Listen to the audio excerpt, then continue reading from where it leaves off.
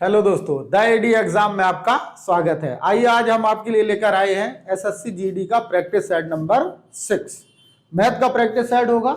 आइए तो फिर हम सॉल्व करने शुरू करते हैं। जैसे देखिएगा, पहला क्वेश्चन है आपका। पहला क्वेश्चन देखते हैं। लिखा हुआ है 10 सेंटीमीटर व्यास वाले एक बेलन का कुल पृष्ठीय क्षेत्रफल 330 वर्ग सेंटीमीटर है। बेलन की ऊंचाई ज्ञात कीजिए। क्या ज्ञात करना है? बेलन की ऊंचाई। अगर हमें बेलन की ऊंचाई निकालनी है तो हमें बेलन का फॉर्मूला पता होना चाहिए। क्या गिवन है? बेलन का कुल पृष्ठीय क्षेत्रफल। बताइए, बेलन का पृष्ठीय क्षेत्रफल ज्ञात करना है हमें। क्या ज्ञात करना है? बेलन का पृष्ठीय क्षेत्रफल।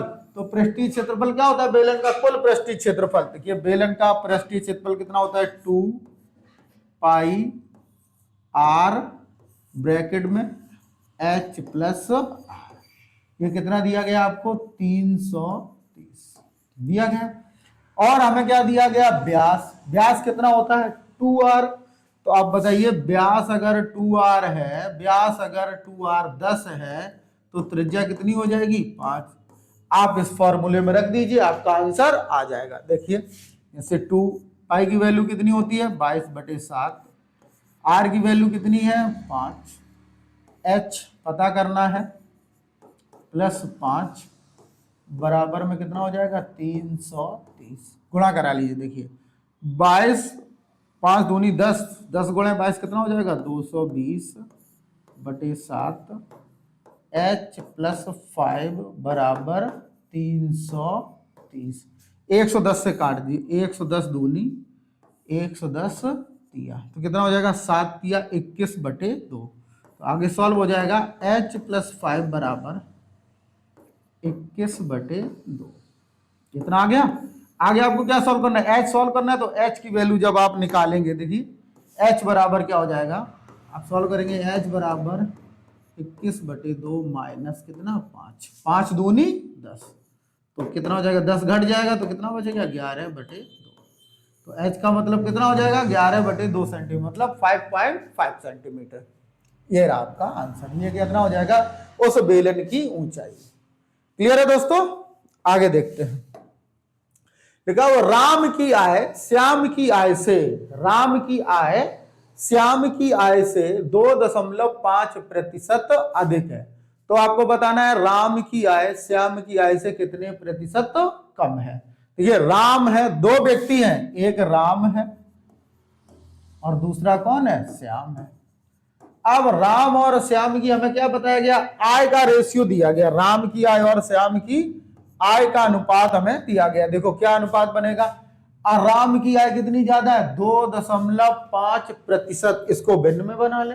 2.5% को क्या बना ले? भिन्न। देखिए, आप बताइए, अगर 2.5% को भिन्न में लिखेंगे तो आपको पता है कितना होता है इसका फ्रैक्शन? 1/40। अब बताओ, हम ये कह सकते थे कि राम की आय श्याम की आय से 1/40 अधिक है। मतलब कि अगर श्याम 40 रुपए कमाता है तो राम कितना कमाएगा? 41। बताइए, श्याम अगर 40 रुपए कमाता है तो राम कितना कमाएगा? 41। फिर हमसे क्या बताया गया है? हमसे ये पूछा गया, बताइए तो श्याम की आय राम की आय से कितने परसेंट? बताओ कितना कम है? 1। कितना कम है? 1। किससे कम है? 41 से। प्रतिशत बनाने के लिए कितने का गुणा? 100 का गुणा। तो यही हमारा आंसर हो जाएगा। कितना हो जाएगा? 100/41%। भाग दे दीजिए। 41 दूनी 82 दशमलव कितना बचा? 18 जीरो। तो 41 चौको 164।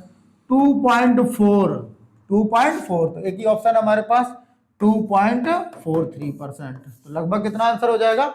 2.43% उसकी आय जो है राम की आय से कम है। परसेंट बनाना था, ऐसे आप बना सकते हैं। अगला देखिएगा दोस्तों। अगला है एम एन से 3 गुना कुशल है। एम कितना कुशल है? एन से। एम एन से 3 गुना कुशल है, इसलिए वह एन से 242 दिन कम समय में काम पूरा करने में सक्षम है। तो एन पूरे कार्य को कितने दिनों में कर सकता है? देखिए, एम और एन इनकी क्या दी गई? हमें क्षमताओं का रेशियो दिया गया। क्या दिया गया? क्षमता। तो क्षमता बना लेंगे हम। एक व्यक्ति है हमारे पास एम, दूसरा कौन सा है हमारे पास? एन। देखिए एम एन से 3 गुना कुशल, मतलब एम एन अगर एक काम करता होगा तो ये कितना कर लेगा 3, ये कितना कर लेगा 3।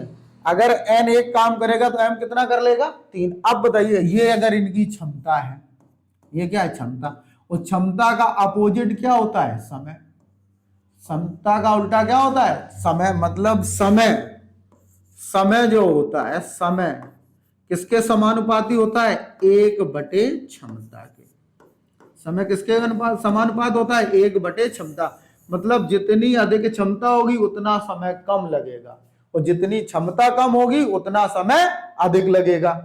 तो m और n, तो इसका समय का रेशियो बना लिया, इसका मतलब इसको अगर 1 समय लगता होगा तो इसे कितना लगेगा 3। अब बताइए कितना कम लग रहा है, इसलिए वे n से 242 दिन कम लगता है, तो हमारे हिसाब से कितना कम लग रहा है 2, कितना कम लग रहा है ये 2 ही तो है 2। तो बताओ 2 का मान अगर 242 है तो 1 का मान कितना हो जाएगा 121। इसका मतलब क्या होगा m किसी कार्य को कितने दिनों में समाप्त कर सकता है 121 दिनों में। हमसे किसका पूछा गया n का पूछा गया, तो इसमें 1 to 1 का इनका गुणा करा दीजिए, कितना हो जाएगा, तो n किसी कार्य को कितने दिनों में कर सकता है 363 दिनों में, कितने दिनों में कर सकता है 363 दिनों में। क्लियर है दोस्तों। अगला सवाल देखते हैं, अगला पढ़िएगा, लिखा 28,000 रुपए पर 6% प्रतिवर्ष की दर से 1 वर्ष के लिए वार्षिक और अर्धवार्षिक चक्रवृद्धि ब्याज के बीच का अंतर ज्ञात कीजिए। मतलब 6% की दर से वार्षिक और अर्धवार्षिक चक्रवृद्धि ब्याज का क्या ज्ञात करना है, आपको अंतर ज्ञात करना है। अब देखिए अगर वार्षिक है तो आपको ब्याज कितना मिलेगा 6% कंप्लीट, अर्धवार्षिक है तो दर आपको अर्धवार्षिक हिसाब से दर कैसी कम करनी पड़ेगी, कम करनी पड़ेगी, तो अर्धवार्षिक में दर कितनी हो जाती है आधी, तो दर 6% के बजाय कितने परसेंट रह जाएगी 3%। तो आप देखिएगा ध्यान से, समझने का कोशिश करिएगा। देखिए जैसे रुपए कितने हमारे पास 28,000 रुपए, कितने हमारे पास 28,000 रुपए, कितने हमारे पास 28,000, और इस 28,000 रुपए पर 6% ब्याज मिलेगा। अगर हम इसको देखें थोड़ा अलग देख लेते हैं, सॉल्व कर लेते हैं। जैसे अगर मान लीजिए मूलधन हमारे पास 100 होता, हमने कितना इन्वेस्ट किया होता, अगर 100 रुपए इन्वेस्ट किए होते तो हम अगर हमें 6% ब्याज लगता, तो बताओ 100 का 6% तो केवल कितना ब्याज लगता हमारे पास वार्षिक आधार पर, केवल 6 रुपए लगता। ये तो वार्षिक की कंडीशन होती, ये किसकी कंडीशन होगी वार्षिक, कैसा हो गया ये वार्षिक। अगर हमने किसी राशि को अर्धवार्षिक संयोजित किया है, अर्धवार्षिक मतलब हाफ अर्ली, तो दर कितनी हो जाएगी हमारी आधी, तो दर यहां पर कितनी रह जाएगी अब हमारे पास 3%। लेकिन जो 12 माह का जो 1 वर्ष का जो समय है वो फिर 6 माह के 2 भागों में टूट जाएगा, इसका मतलब 2 साल वाला कॉन्सेप्ट लगाना पड़ेगा। तो जैसे आप समझो अगर मूलधन इस कंडीशन में 100 होता तो पहले जो 6 महीने हैं उसमें कितना सिर्फ 3%, 3 रुपए ब्याज मिलता। जो दूसरे जो 6 महीने हैं उसमें 3 तो ब्याज मिलता ही, प्लस इस ब्याज पर भी ब्याज मिला होता, क्योंकि चक्रवृद्धि ब्याज में क्या होता है जो पहले साल ब्याज मिल चुका होता है उस पर भी ब्याज मिलेगा। यहाँ वर्ष ना होके छमाही है तो पहले 6 महीने में जो ब्याज मिल चुका है उस पर भी यहाँ ब्याज मिलेगा, तो 3 का 3%, 3 का 9, मतलब 0.09% ब्याज मिलता। कितना ब्याज मिलता है 0.09। अब बताइए ये फिर 1 साल का अर्धवार्षिक के हिसाब से अगर ये देखा जाए ये कितना ब्याज हो जाएगा 6.09%। तो यहाँ कितना मिला था केवल 6। अब बताओ इन दोनों में कितना अंतर है 0.09 का अंतर है। तो यही आपसे पूछा गया अर्धवार्षिक चक्रवृद्धि ब्याज के बीच का अंतर, तो कितना अंतर आएगा 0.09%। अब 100 रुपए होते तो इतना आता, अब जितना मूलधन है उसका उतना परसेंट आएगा, तो हम डायरेक्ट निकाल लेंगे इसी का 0.09% का बटे में कितना आ जाएगा 100। 2 जीरो से 2 जीरो कट जाएंगे, 1 जीरो से ये 0 हटा देना, 9 का गुणा कराएंगे और 1 अंक बाद दशमलव। 28 निम्मा होता है 252, 1 अंक बाद दशमलव, तो कितना अंतर आ जाएगा 25.2 रुपए। कितना डिफरेंस आ जाएगा दोस्तों 25.2 रुपए। क्लियर है। चक्रवृद्धि ब्याज का सवाल था, आप कोशिश किए होंगे, समझ में आया होगा आपको। अगर आपको समझ नहीं आ रहा है, कोई भी समस्या आ रही है, तो आप जब कमेंट बॉक्स में जरूर बताएं अगर आपको क्या प्रॉब्लम है, और वो प्रॉब्लम आपकी दूर अगले वीडियो में जरूर कर दी जाएगी। देखिए अगला सवाल देखते हैं। अगले सवाल में लिखा हुआ है ए 8 किलोमीटर प्रति घंटा की चाल से शुरू करता है। ए जो है किस गति से शुरू करता है? 8 किलोमीटर प्रति घंटा की चाल से। 8 घंटे बाद बी ने 24 किलोमीटर प्रति घंटा की गति से साइकिल पर यात्रा शुरू की। मतलब 8 घंटे बाद बी ने साइकिल से यात्रा की, कैसे? 24 किलोमीटर प्रति घंटे की गति से यात्रा की, और प्रारंभिक बी से ए को पकड़ने की दूरी ज्ञात कीजिए। मतलब जब प्रारंभिक जहां से बी ने स्टार्ट किया, उसने जब ए को पकड़ा है तो उसे कितना समय लगा है, या दूरी, कितनी दूरी उसने तय की। अब समझो, देखो जैसे ए था, एक कोई पॉइंट होगा, मान लो पहले ए यहां से चला होगा। अब जब ए यहां से चला तो कहीं ना कहीं पहुंच गया होगा। ए ने गति कितनी रखी? 8 किलोमीटर प्रति घंटा। ए की गति कितनी है? 8 किलोमीटर प्रति घंटा। और 8 घंटे बाद, इसका मतलब है कि ए पहले 8 घंटे चलता रहा। अब बताइए, ए की गति 8 और 8 घंटे डिस्टेंस कवर किया है, तो 8 64। तो ए कितनी दूर चला गया होगा? 64 किलोमीटर। इसका मतलब है ए यहां से चलना शुरू किया इन्हें। अब ए यहां पर नहीं है, क्योंकि ए यहां से आगे निकल गया है। ए यहां से आगे निकल गया है, तो अब ए यहां ना होके ए कहां पर आ गया है? यहां पर। और अब यहां पर बी ने स्टार्ट किया चलना, तो किस गति से? 24 की गति से। अब बी यहां से जाएगा 24 की गति से, और ए जा रहा है आगे 8 की गति से। अब बताइए, जब दो व्यक्ति एक ही दिशा में जाएंगे, दो व्यक्ति एक ही दिशा में जाएंगे, तो दोनों की चालें आपस में घटेंगी। दोनों की चालें आपस में क्या हो जाएंगी? घटेंगी। अब आगे चलकर किसी न किसी पॉइंट पर इस ए को इस बी ने यहां से यहां जाकर, मतलब ए यहां पहुंचा होगा तो बी को, या बी ने यहां इसको पकड़ लिया होगा। तो आपसे ये वाली दूरी पूछिए, बी ने यहां से यहां तक पकड़ने में कितना दूरी तय किया। अब बताइए, अगर हमें ये पता चल जाए बी को कितना समय लगा उसे पकड़ने में, तो हम दूरी निकाल लेंगे। तो पहले हम बी के द्वारा लिया गया समय, बी का समय निकाल लेते हैं। बी का समय, तो बी का समय कितना हो जाएगा? समय बराबर क्या होगा? दूरी। दूरी कितनी थी? 64।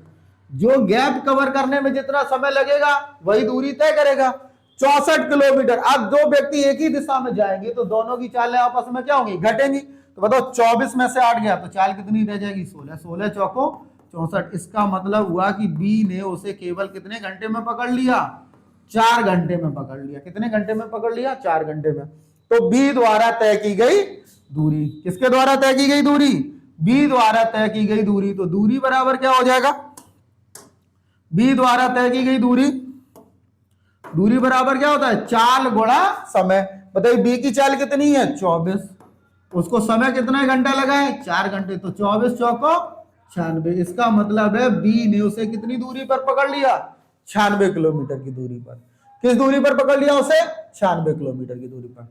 समझ आ रहा है दोस्तों? आगे बढ़ते हैं, अगला सवाल। अगला है, एक बेईमान व्यापारी अपने सामान को क्रय मूल्य पर बेचने का दावा करता है, लेकिन 1 किलोग्राम के बजाय 950 ग्राम गलत वजन का इस्तेमाल करता है। उसका लाभ प्रतिशत ज्ञात कीजिए। मतलब एक व्यापारी है, एक बेईमान दुकानदार जो है, वो क्या करता है कि एक वस्तु को गलत वजन तौलता है। कैसा तौलता है? गलत वजन तौल रहा है। मतलब जितना आप लेने गए उतना कम। कितना तौला उसने? 950 ग्राम। मतलब आपने अगर 1 किलोग्राम, 1 किलोग्राम मतलब आपने अगर 1000 ग्राम वस्तु मांगी होगी, तो उसने आपको कितनी वस्तु दी? केवल 950 ग्राम तौल कर दी। अब बताइए, आपने तो 1 किलोग्राम मांगी, उसने आपको 950 ग्राम दी।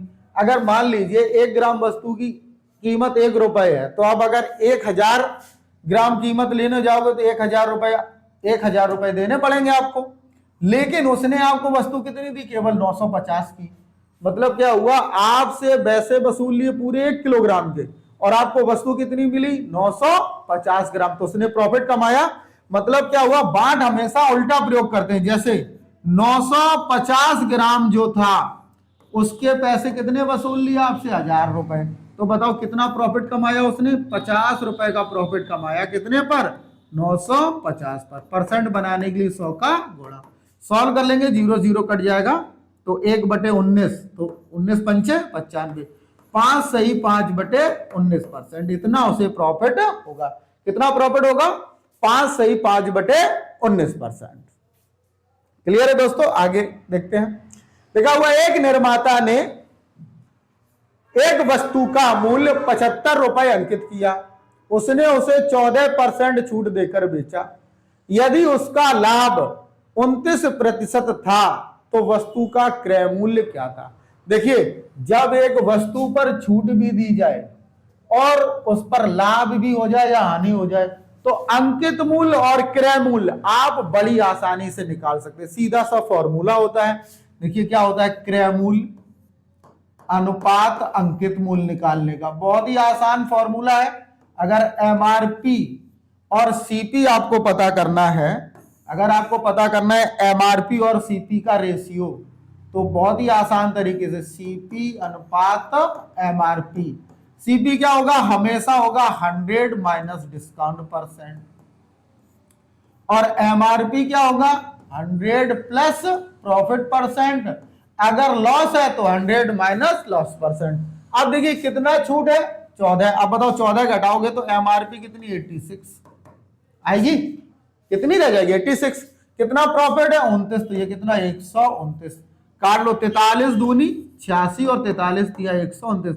मतलब अगर एमआरपी 2 रुपए है तो अंकित मूल्य कितना होगा?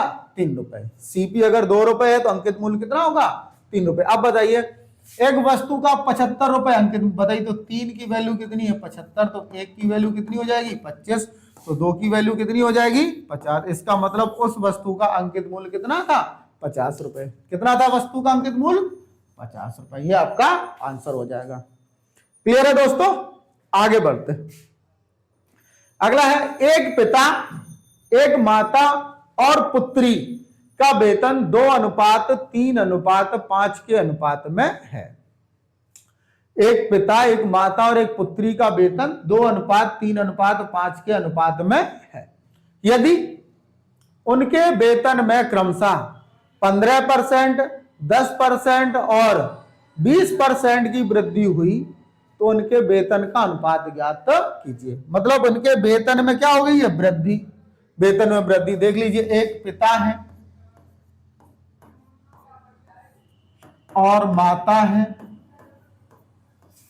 और पुत्री है। इनके वेतन का अनुपात है 2:3:5। अब इन सभी के वेतन में क्या करनी है? वृद्धि। अब देखिए वृद्धि करनी है। जैसे इनका वेतन, पिता का वेतन कितना बढ़ेगा? 15% वृद्धि होगी। माता के वेतन में कितनी वृद्धि होगी? 10% की वृद्धि होगी। पिता के वेतन में, पुत्री के वेतन में कितनी वृद्धि होगी? 20% की वृद्धि होगी। देखिए आप डायरेक्ट भी बढ़ा सकते हैं। अब देखिए 2 का 15% बढ़ेगा, 3 का 10% बढ़ेगा और 5 का कितना बढ़ेगा? 20%। अगर अभी आप नहीं बढ़ा पा रहे तो रेशियो में आप किसी भी संख्या का गुणा अगर करा दे तो उसकी वैल्यू पर कोई परिवर्तन नहीं होता। तो जो रेशियो होते हैं उसमें हम किसी भी संख्या का गुणा करा सकते हैं। जैसे तो 2, 3, 5 था तो ऐसा कर लेते हैं, पिता मान लो 20 रुपए कमाते हैं, माता 30 रुपए और पुत्री 50 रुपए। अब बताइए 20 का 15%, 15 दूनी 30, कितने रुपए बढ़ जाएंगे? 3। तो आप 3 बढ़ जाएंगे तो नए पिता की आय कितनी हो जाएगी? अब 23। आप एक आ गया, आप देख लेते जिसमें 23 हो, एक ही में 23 है, वही आंसर हो जाएगा। पूरा सॉल्व कर लेते हैं। अब बताओ 30 का 10%, 30 का 10% कितना होता है? 3। अगर आप नहीं आ रहा तो आप ऐसे कर लीजिए, 30 का 10% हटाएंगे, बटे में कितना आएगा? 100। 2 0 से 2 0, 3 एकम 3। तो 30 का 10% कितना? 3। तो 3 रुपए इनके बढ़ जाएंगे तो इनकी इनकम नई कितनी हो जाएगी? 33। ऐसे ही 50 का कितना? 20%। 50 का 20% सॉल्व कर लीजिए तो 5 दूनी 10 रुपए इनके बढ़ा दीजिए। तो पहले 50 कमाते थे, 10 बढ़ जाएंगे, अब कितना कमाने लगेंगे? 60। तो ये रेशियो आ गया 23:33:60। तो इनकी आय का नया रेशियो हो जाएगा 23:33:60। क्लियर है दोस्तों? आगे बढ़ते हैं, अगला सवाल देखते हैं। अगला है, निम्नलिखित में कौन सी संख्या 8 से विभाज्य नहीं है? आपको एक ऐसी संख्या बतानी है जो 8 से विभाज्य ना हो। अब बताइए 8 का विभाज्यता नियम, किसका नियम? 8 का विभाज्यता नियम। 8 का विभाज्यता नियम बताइए क्या होता है? देखिए 8 का विभाज्यता नियम क्या होता है? किसी भी संख्या के अंतिम 3 अंक, कैसे?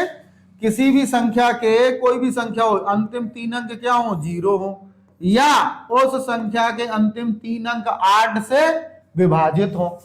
किसी भी संख्या के अंतिम 3 अंक या 0 हो, या उस संख्या के अंतिम 3 अंक किससे? 8 से विभाजित हो, तो वह संख्या 8 से पूर्णतः विभाजित होती है। तो पूरी संख्या नहीं चेक करनी, कितने अंक चेक करने हैं? 3। जैसे इसके 3 अंक, इसके 3 अंक, इसके 3 अंक, इसके 3 अंक। अब तो यही आंसर हो जाएगा। देखिए ऑप्शन में 74, 97। क्यों हो जाएगा? क्योंकि अगर कोई संख्या 8 से कटेगी, 8 कैसी संख्या है? सम। तो जो संख्या 8 से विभाजित होगी तो वह संख्या भी कैसी होनी चाहिए? सम ही होनी चाहिए। कैसी होनी चाहिए? सम। तो इसका मतलब है यही आपका आंसर हो जाएगा 74, 97, क्योंकि यह विषम नंबर लिखा हुआ, यह 8 से कटेगा नहीं, तो यही हमारा आंसर है। क्लियर है दोस्तों? 8 की विभाज्यता का नियम था ये। अगला सवाल है, अगला सवाल देखिए, लिखा है 12 सेंटीमीटर त्रिज्या वाले मोम से बने एक ठोस गोले को पिघलाकर 4 सेंटीमीटर त्रिज्या वाले ठोस अर्धगोले में ढाला जाता है। ऐसे ठोस अर्धगोले की संख्या ज्ञात कीजिए। मतलब क्या है? एक हमारे पास गोला है ठोस, एक हमारे पास क्या है? गोला है ठोस, मोम का बना हुआ एक गोला है ऐसे ठोस, जिसकी त्रिज्या कितनी है? 12। इसकी त्रिज्या कितनी है? 12। और आपको इसको पिघलाकर क्या बनाने हैं? अर्धगोले बनाने हैं, ऐसे कटोरा टाइप का। ये अब कितने बनेंगे ये आपको डिसाइड करना, और इसकी त्रिज्या कितनी रखनी है आपको? 4। इसकी त्रिज्या कितनी रखनी है? 4। अब यहां पर बहुत सारे गोले बनेंगे, बताओ 1 2 3 4 5 बहुत सारे बन सकते हैं। तो आप बताइए इसको पिघलाकर अर्धगोले बनाओगे, अर्धगोले की संख्या पता करनी। अगर मान लो n अर्धगोले बनते हैं, 2 बनेंगे तो 2 का गुणा, 3 बनेंगे 3 का गुणा। अब तो अगर इसकी संख्या निकालेंगे तो इस बड़े वाले गोले में इस अर्धगोले का क्या लग जाएगा? भाग। तो कभी भी आपको आयतन हो, उसकी संख्या निकालनी हो, तो हमेशा n बराबर क्या होगा? बड़ी आकृति का आयतन बटे छोटी आकृति का आयतन। हमेशा क्या रखेंगे? n का मान। जब कभी भी संख्या निकालनी हो तो क्या आंसर रहेगा? हमेशा बड़ी आकृति का आयतन। कोई भी आकृति आ जाएगी इसमें, बड़ी आकृति का आयतन। आयतन है तो आयतन, अगर क्षेत्रफल पर बात है तो क्षेत्रफल। बड़ी आकृति का आयतन बटे छोटी आकृति का आयतन।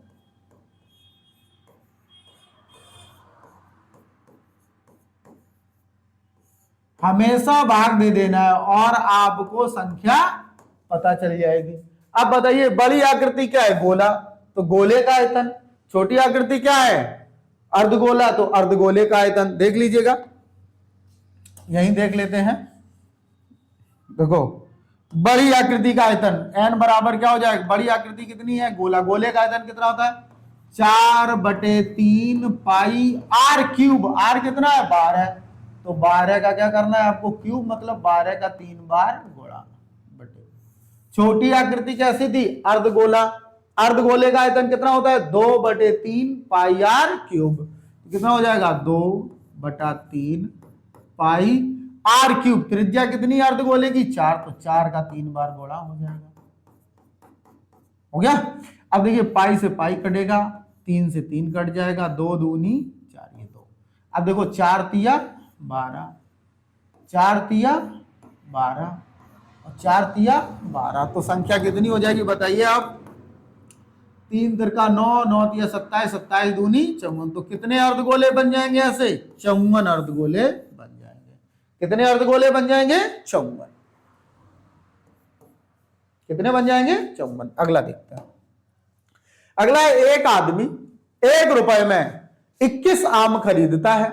उसने 1 रुपए में कितने आम बेचे ताकि उसे 30% की हानि हो? मतलब एक व्यक्ति है 1 रुपए में 21 आम खरीदता है। आपसे यह पूछा जा रहा है कि वह 1 रुपए में अब कितने आम बेचे कि उसे कितनी हानि हो जाए? 30% की हानि हो। कितनी हानि हो? 30%। अब बताइए, अब कोई वस्तु कोई खरीदेगा तो क्रय मूल्य होगा। अगर हानि होनी है, अब बताओ 30% हानि, मतलब 100 रुपए की वस्तु कितने में बेचे, 70 में।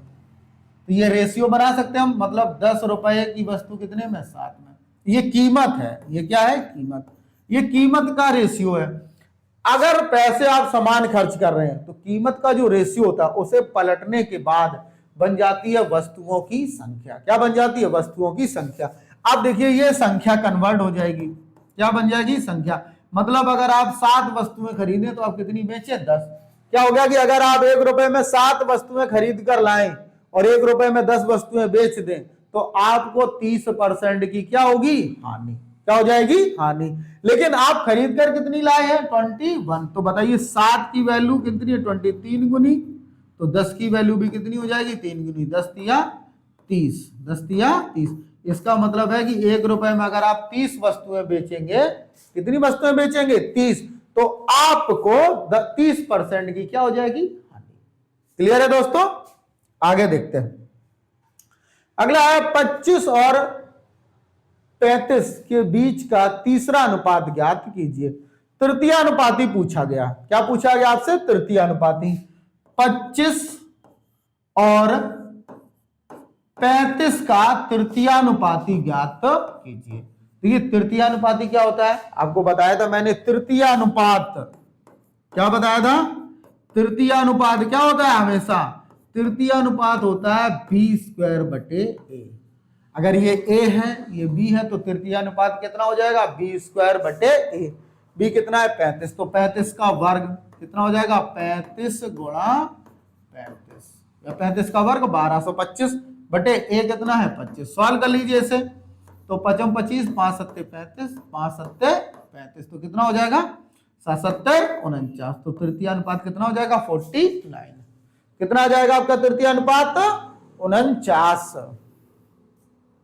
अगला लिखा है 3 साल पहले राहुल ने 10% प्रतिवर्ष की चक्रवृद्धि ब्याज दर पर एक धनराशि उधार ली। यदि उधार ली गई धनराशि का वर्तमान मूल्य 11,979 रुपए है तो राहुल ने कितनी धनराशि उधार ली। मतलब मूलधन आपसे पूछा गया। मतलब एक पैसा राहुल ने उधार लिया 10% पर, और 3 साल के बाद वह मिश्र धन के रूप में तैयार हो गई। तो वही आपको बताना है, अगर 3 साल के बाद का मिश्र धन 11,979 रुपए है तो उसने कितना कर्जा, मतलब कितना पैसा उधार लिया था। तो आप बताइए, ध्यान से सुनेंगे। अगर 10% होती, 10% का मतलब कितना होता है, 1/10। तो 1 साल में कि 10 रुपए 1 साल में कितने हो जाएंगे, 11। अगर समय 3 साल है तो क्या कर लेते हैं, क्यूब। 10 का क्यूब कितना होता है, 1000। अगर आपने 1000 रुपया लिया होता तो यह 1 साल में कितना हो जाएगा, 1331। 3 साल में 1000 रुपए 3 साल में कितने हो जाएंगे, 1331। यही 1331 की वैल्यू आपको सवाल में गिवन है, कितनी, 11,979। बताइए अब 1 का मान, तो 1 का मान कितने, 9 गुना हुई कि नहीं, सीधा 9 गुना दिखा रहा है। 13 9 117, 119 लिखा हुआ है, कितना हो जाएगा, 9 गुना। अगर ये 9 गुना है तो 9 का गुणा करा दे। इसका मतलब उसने कितना पैसा उधार ले रखा था, 9000। 1000 अगर 1331 हो सकते हैं, उसी तरीके से 9000 रुपए 11,779 हो जाएंगे। क्लियर है दोस्तों। तो कितना आंसर आ जाएगा, 9000। अगला देखते हैं। अगला है एक आयताकार हॉल के फर्श की लंबाई और चौड़ाई क्रमशः 126 और 90 फीट है। मतलब एक आपके पास कैसा हॉल है, आयताकार हॉल है ऐसा, और इसकी लंबाई और चौड़ाई आपको दी रखी। लंबाई कितनी है, 126 फीट, और चौड़ाई कितनी है, 90 फीट। क्लियर है, ये लंबाई और चौड़ाई आपको गिवन है। अगले का, इस फर्श को इस तरह से टाइल करने के लिए इस्तेमाल किया जा सकने वाली सबसे बड़ी समान वर्गाकार टाइल्सों में से प्रत्येक का क्षेत्रफल क्या होगा यदि फर्श का कोई भी हिस्सा खुला ना रहे। मतलब उसने ये कहा है कि इसमें आप बड़ी से बड़ी टाइल्स लगाओ और उस टाइल्स क्या क्या बताओ, क्षेत्रफल। देखिए जब कभी आप एक किसी आयताकार फर्श पर टाइल्स लगाएं तो टाइल्स की भुजा की लंबाई पता होनी चाहिए। और टाइल्स कैसी लगनी है, वर्गाकार। टाइल्स की भुजा की लंबाई हमेशा, जब कभी भी इस कंडीशन में आएंगे तो टाइल्स की जो भुजा होगी उसकी लंबाई हमेशा होगी दोनों लंबाई और चौड़ाई का मासा। जैसे ही आप इसका मासा निकाल लेंगे क्या निकालेंगे, मासा। तो वो आ जाएगी वर्ग की भुजा, मतलब टाइल्स की भुजा। अब बताइए 18 और 90 का, सॉरी 90 और 126 का मासा। देखिए 18 पंचे 90, 18 सत्ते 126, तो मासा कितना आ जाएगा 18। इन दोनों का जैसे ही मासा 18, जो मासा होगा वही टाइल्स की क्या हो जाएगी, भुजा। जैसे मान लो ये टाइल है वर्ग के आकार की, अब ये 18 फीट लंबी है, 18 फीट चौड़ी है। बताओ इसका क्षेत्रफल कितना होता है, भुजा गुणे भुजा, तो कितना हो जाएगा टाइल्स का क्षेत्रफल 18 गुणे 18 324 वर्ग फीट। कितना हो जाएगा 324 वर्ग फीट। क्लियर है दोस्तों।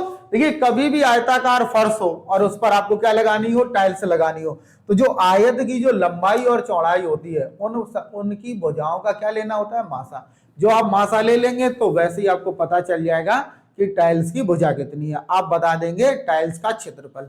अगर यही आपसे टाइल्सों की संख्या पूछी जाती, क्या पूछी जाती है, टाइल्सों की संख्या। देखो टाइल्स की संख्या कैसे निकालते हैं।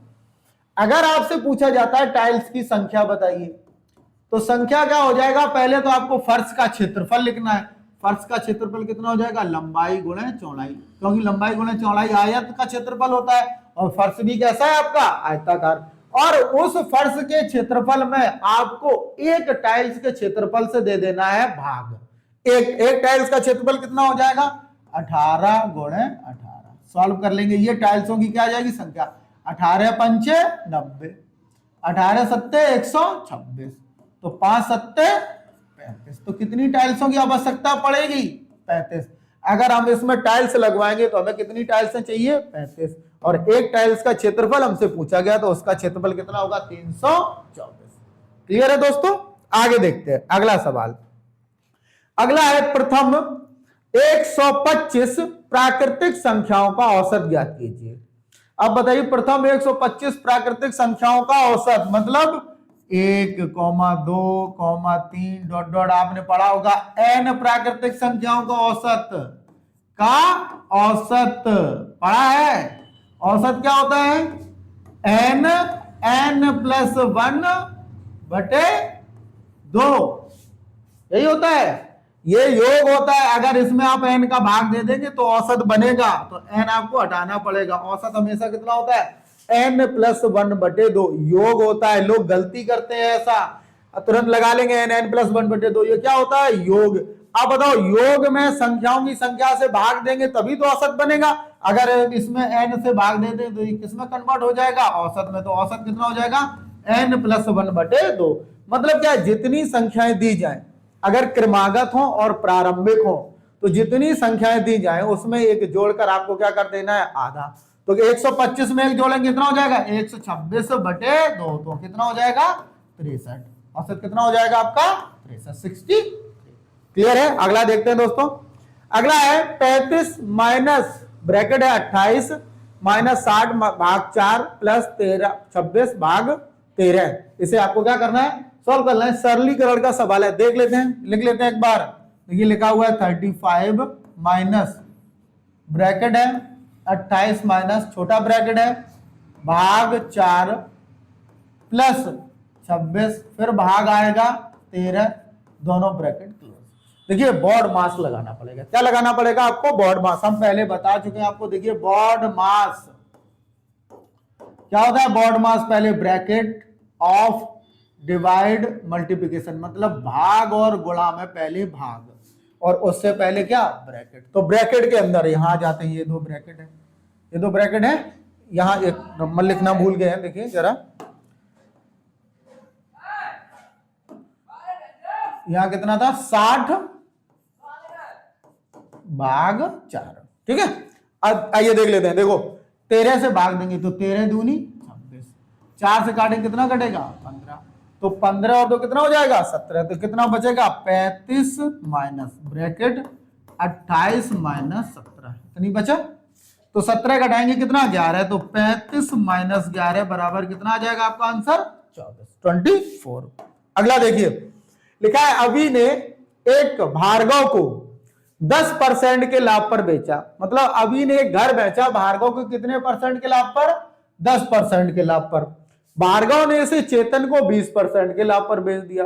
यदि चेतन ने इसके लिए 2,64,00,000 रुपए का भुगतान किया हो तो अभी को इस कीमत कितनी अदा करनी चाहिए।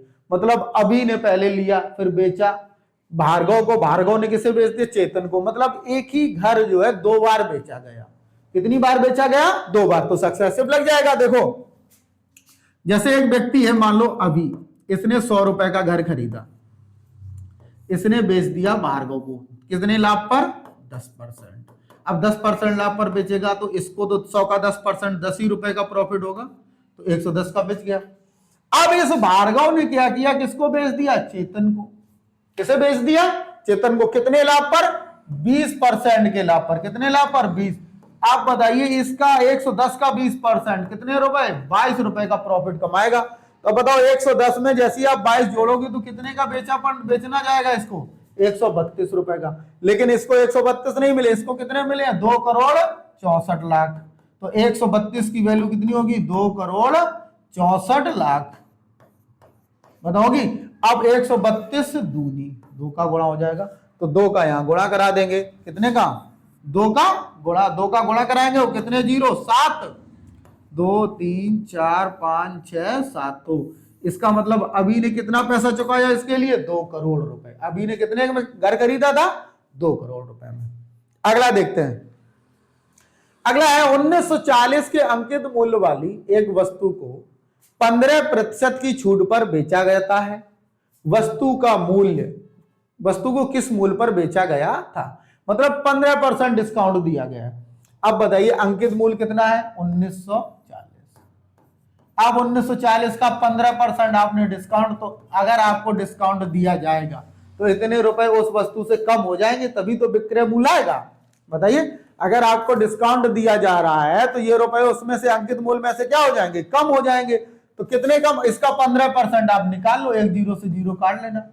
15 चौको 60, 15 चौको 60, 60 का जीरो हासिल 6, 15 नंबर 135 और 6 141, कितना, 1 हासिल में कितना, 11, 15 एकम 15 और 11, 15 और 11 26, 26, तो एक अंक बाद दशमलव और, तो कितने रुपए का डिस्काउंट हो गया, 261 का। ये डिस्काउंट है, डिस्काउंट आप घटा देंगे तो बताओ 1940 एमआरपी थी, 261 डिस्काउंट है, घटाएंगे कितना बचेगा, 9। 13 में से 6 गया 7 और 13 में से 6 गया 7, 1940 ही था, 13 में से 6 जाएगा कितना बचेगा, 7, और यहां बचेगा 18 में से 2 गया कितना, 16, 1679 रुपए। ऑप्शन नहीं आया, गलत हो गया। 1940 की एक मूल्य की 15% छूट पर बेचा गया तो उसे किस कीमत पर बेचा गया। 1500 को 60 का जीरो हासिल में कितना, 6, 15 नम्मा 135 और 6 141, 14, 15 14 सॉरी 29, यहाँ कितना हो जाएगा, 29 हो जाएगा। 15 एकम 15 और 14 29, मतलब 291 का डिस्काउंट, 291। 13 में से 9 जाएगा कितना बचेगा, 4, तो 1649 रुपए। सही कर लीजिए, थोड़ा गुणा गलत हो गया था। यहाँ कितना हो जाएगा, 291, कितना डिस्काउंट, 291, तो 291 घट जाएगा, कितना बचेगा, 9461, 1649 रुपए। तो उस वस्तु को किस कीमत पर बेचा जाएगा, 1649 रुपए पर। अगला देखिए, देखा एक ट्रेन एक खंबे को 30 सेकंड में पार करती है। एक ट्रेन है, एक ट्रेन जो है खंबे को कितने सेकंड में पार कर जाती है, 30 सेकंड में पार कर जाती है। एक ट्रेन एक खंबे को 30 सेकंड में पार करती है तथा 100 मीटर लंबे प्लेटफॉर्म को 40 सेकंड में पार करती है। तो ट्रेन की लंबाई ज्ञात कीजिए। ट्रेन की क्या पता करनी है, लंबाई। अब बताइए ट्रेन एक खंबे को 30 सेकंड में, जब कोई ट्रेन किसी खंबे को पार करती है या किसी व्यक्ति को पार करती है तो सिर्फ अपनी लंबाई के बराबर दूरी तय करती है, अपने की लंबाई के बराबर। तो ट्रेन की चाल, तो चाल बराबर क्या हो जाएगा, दूरी खुद की लंबाई कितने समय में, 30 सेकंड में। हो गया। अगली कंडीशन, जब कोई ट्रेन 100 मीटर लंबा पुल, अब जब कोई 100 मीटर लंबा पुल पार करेगी तो अपनी भी लंबाई जाएगी और पुल की भी लंबाई जाएगी। तो इस कंडीशन में ट्रेन अपनी लंबाई प्लस 100 मीटर पुल, तो कितना समय लगता है, 40 सेकंड। कितना समय लगता है, 40 सेकंड। अब हमें किसकी, ट्रेन की लंबाई L पता करना, दोनों को सॉल्व कर लीजिए, दोनों इक्वल ही है। सॉल्व कर लीजिए, दोनों को बराबर कर लेते हैं। कितना हो जाएगा, L/30 बराबर L प्लस 100/40, 0 0 4 का गुणा, तो 4L बराबर 3L प्लस 300, इधर L आ जाएगा तो L बराबर कितना आ जाएगा, 300 मीटर। तो ट्रेन की लंबाई कितनी होगी, 300 मीटर। ट्रेन की लंबाई कितनी हो जाएगी, 300 मीटर। क्लियर है दोस्तों, आ रहा है? आगे देखते हैं। देखो, अगर आपको इसी को थोड़ा और समझना है, देखिए जैसे ये ट्रेन आप समझिए थोड़ा, खंबे को 30 सेकेंड में और प्लेटफॉर्म को 40 सेकेंड में, तो कितना समय लिया इसने, 10 सेकेंड। मतलब 10 सेकेंड एक्स्ट्रा लिया, तो हम ये कह सकते हैं कि यह ट्रेन, जैसी उसने 10 सेकेंड एक्स्ट्रा लिया, तो हम ये कह सकते हैं कि यह ट्रेन 10 सेकेंड में 100 मीटर की दूरी तय करती है।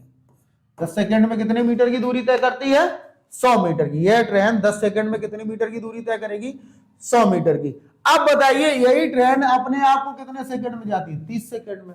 तो बताओ 10 सेकेंड में 100 मीटर, तो 30 सेकेंड में 300 मीटर। यही किसकी लंबाई होगी, ट्रेन की लंबाई। आप इस सवाल को ऐसे भी लगा सकते हैं। अगला सवाल देखिएगा, अगला है 32,000 रुपए पर 6 महीने के लिए 12% प्रतिवर्ष की दर से तिमाही आधार पर चक्रवृद्धि ब्याज ज्ञात कीजिए। देखिए किसका सवाल है, चक्रवृद्धि ब्याज का। रुपए कितने हमारे पास, 32,000। दर कितनी है, 12% वार्षिक, लेकिन कैसा देखना हमें, तिमाही। तो 3 माह। अब बताइए 12% वार्षिक, तो तिमाही दर कितनी हो जाएगी आपकी, 3%। उस समय कितना है, 6 महीने, तो 6 महीने को 3 महीने में 2 भागों में बढ़ जाएगा, 3 मंथ का। मतलब 3% आपको लगाना कितना बार, 2 बार। रुपए कितने आपके पास, 32,000। देख लीजिएगा, पहला और दूसरा तिमाही। ये पहले 3 महीने, ये दूसरे 3 महीने। तो 3%, 32 का 3%, 32 दिया 96, कितना ब्याज मिलेगा, 960। यहां भी कितना मिलेगा, 960। लेकिन जब दूसरी तिमाही स्टार्ट होगी, तो ब्याज पर भी ब्याज मिलेगा। क्या मिलेगा, ब्याज पर भी ब्याज। अब 960 का 3%, बताओ, 0, 6 तिया 18, एक हासिल का 9 तिया 27 और एक 28, 2 अंक बाद दशमलव। मतलब कुल मिलाकर ये ब्याज मिल जाएगा 960, 960 और 28.8। अब 960, 960, 9 दूनी 18, 1920 रुपए, तो यही ब्याज हो गया, और 28.8 रुपए और हो गया। तो टोटल कितना ब्याज मिल जाएगा, 8, 8, 4, 9, 1, 1948.8 रुपए। कितना मिलेगा, 1948.8 रुपए। क्लियर है? अगला देखिए दोस्तों, तो ये दोस्तों ये था आपका एसएससी जीडी का मैथ का प्रैक्टिस सेट नंबर 6। अगर आपको प्रैक्टिस सेट समझ आ रहा है तो हमारे सेशन को लाइक सब्सक्राइब जरूर करते ही रहिए, और चैनल को अपने दोस्तों के साथ फॉरवर्ड भी कर दीजिए, जिससे वो सभी इसको सब्सक्राइब कर लें, और आप भी सब्सक्राइब कर लीजिए, और ऐसे ही आपको प्रैक्टिस सेट मिलते रहेंगे। Thank you.